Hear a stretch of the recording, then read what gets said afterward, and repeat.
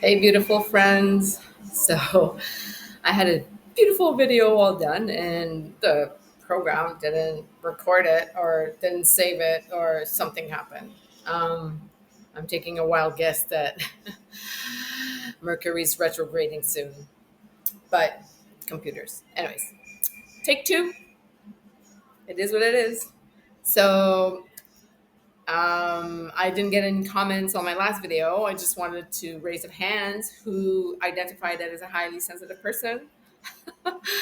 um, the one thing I forgot to say about in that video is that not everybody has all their senses being triggered. Some people are just it's just the ears. Some people it's a spectrum, and it's the intensity also can be lesser for some people, more than others, and it could also have like I am a highly sensitive person with all my senses. The one that's less the lesser one is my eyes, my eyesight.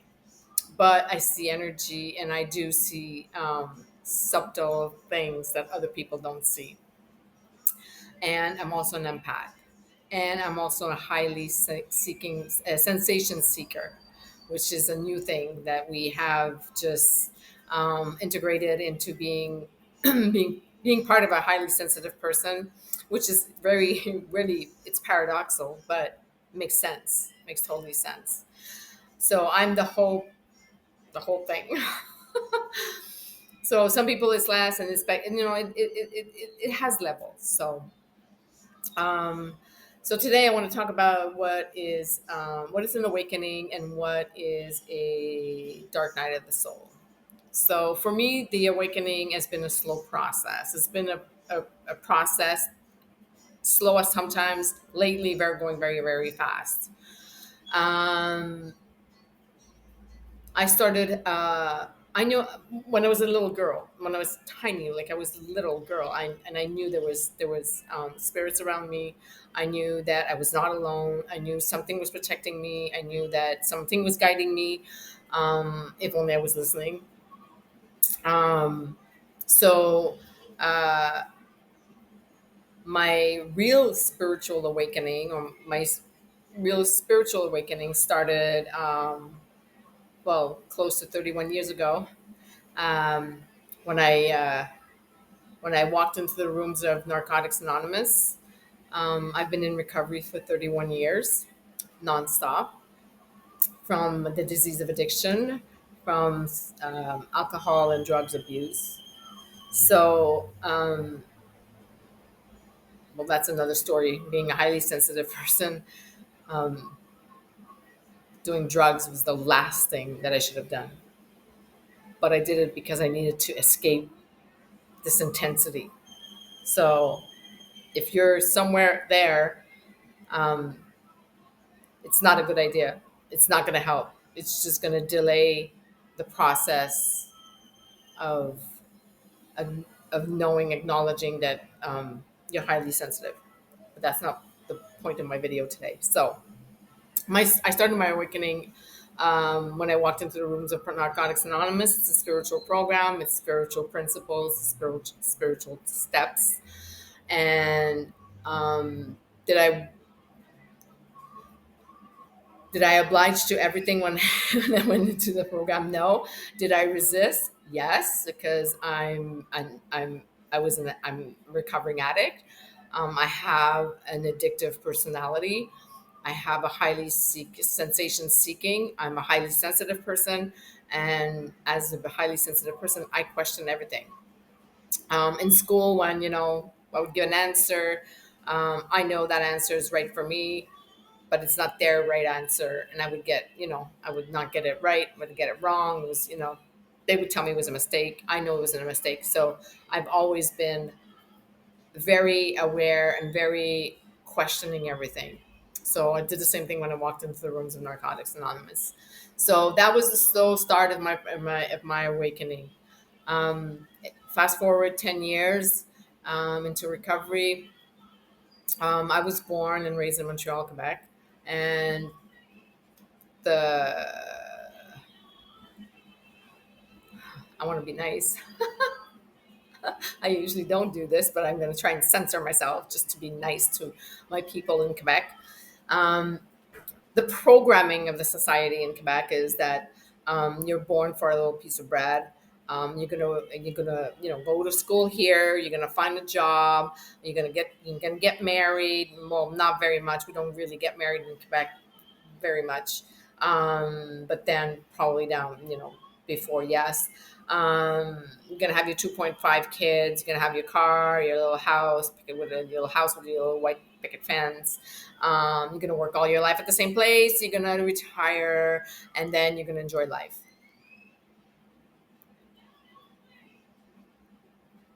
Do you know how ridiculous that sounds when I'm saying it? I'm like, what? Huh? So it didn't actually work out like that with my mom. So my mom did all that,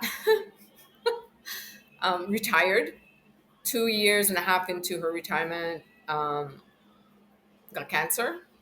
And then within 4 years of her retirement, she was gone.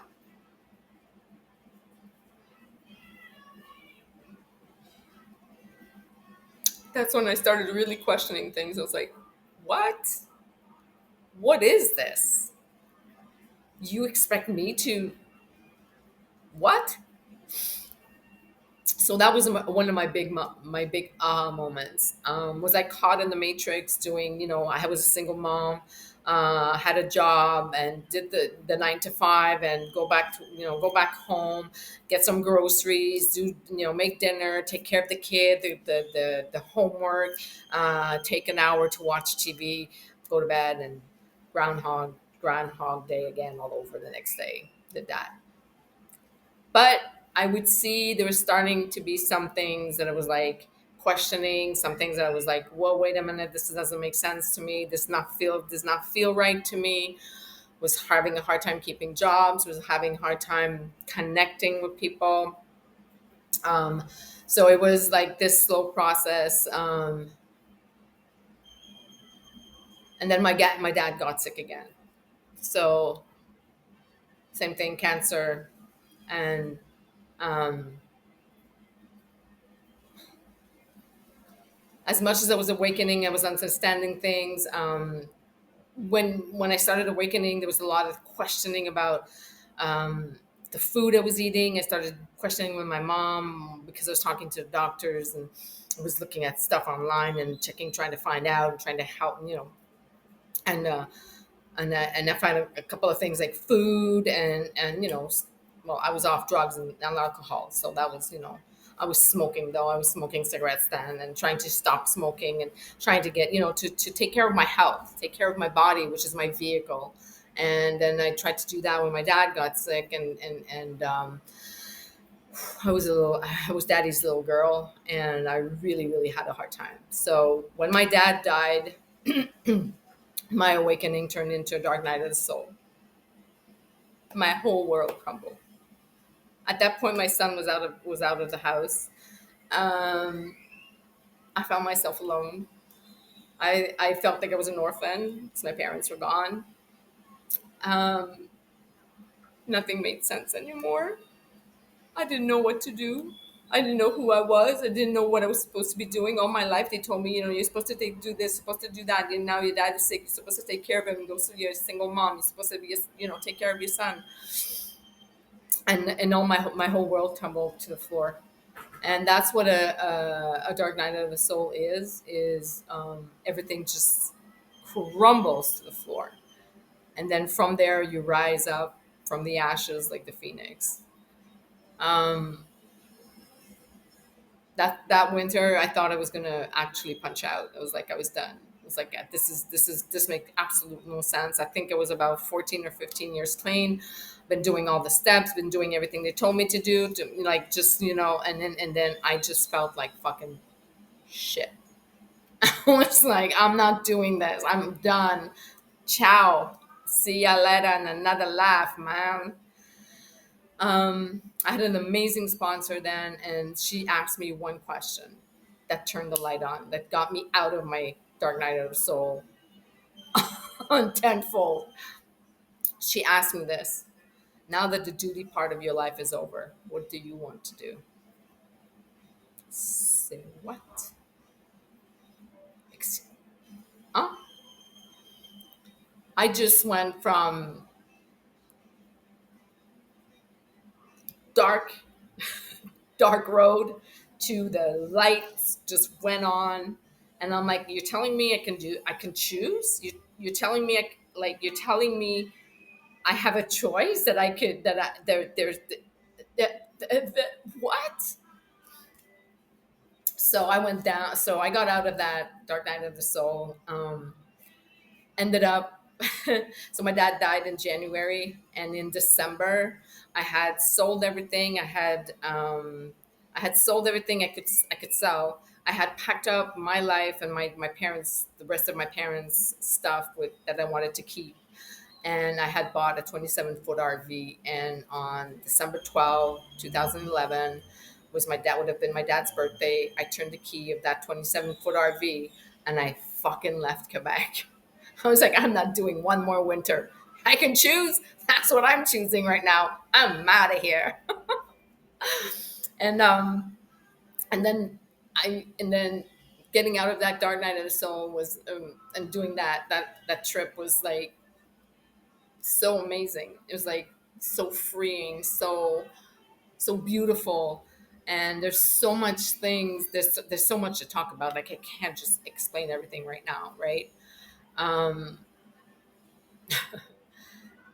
and yeah, it's just going through that. Sometimes you think that there's no way out, and then that you're alone, that nobody understands, and um, I understand. I totally understand, and there's a lot of us that understand. So a couple of years, there's I'm still in recovery. I'm still recovering from, I haven't used drugs and alcohol for 31 years, and along the way, my awakening, it's been an awakening, a dark night of the soul, and then awakening, and then had another dark night of the soul, and then an awakening. And my last dark night of the soul was, I ended up in Mexico, which was the best thing for me, because ten minutes down the highway, I knew I was home, and I knew I was going to stay in Mexico. But I wasn't alone when I got here, and it was very difficult, being in that relationship, here. And eventually, that person went back to Canada, and I went down that dark road again. I didn't want to leave Mexico. But it's okay, because today I'm so happy I stayed here. Like I love Mexico. Um, so yeah, so that's what I wanted to say about, the difference between an awakening and a dark night of the soul. Awakening is more like, you get. Sorry, I'm waiting for a phone call here, and I'm hoping I didn't miss it. Okay, awakening is more like, oh, like oh wow, like seeing, things differently. Um, the puzzle is starting to come together. The whole picture is looking, different, and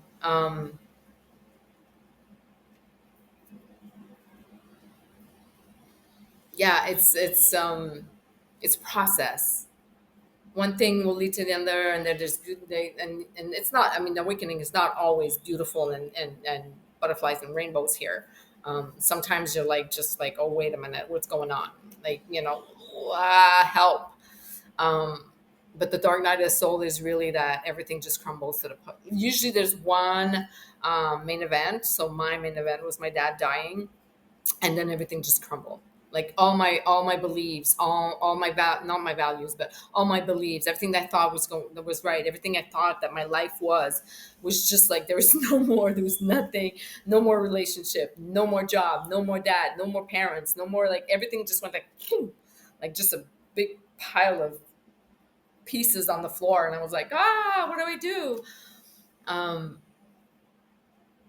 I found the people that I needed, the people that I needed to help me, guide me through all this time since then, have been coming into my awareness as my vibration, Um, as I raise my vibration, and as I awake, and as I continue to progress, there's people coming in to help me, guide me.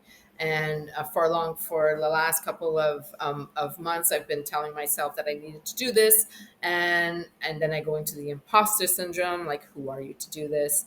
Who's going to listen to you? Who cares? And then I remember I needed those people to be here, to guide me, for me to be here today, for me to be able to guide you that are coming in, that are starting the process of awakening, of if you're going to a dark night of the soul, and especially for the people who are highly sensitive people, because I remember the intensity of all that until to this day, when there's stuff happening there. Like when I realize something, when something comes into my awareness, and my eyes go like, ah, and I feel that really, really profoundly down deep inside me. And I get reactions. I cry. I could laugh. I could walk down the street, start dancing. People are looking at me like she's crazy. Like, I don't care. Um,